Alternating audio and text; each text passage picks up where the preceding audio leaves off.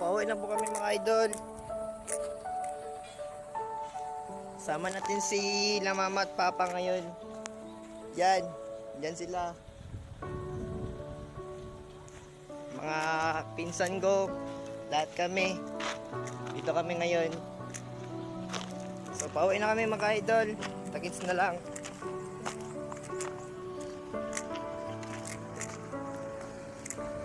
Medyo mainit. Pero yan lang. Certain naman yung mga meron pang magulang, no? Talaga, mahalin nyo muna sila habang family first muna mga idol.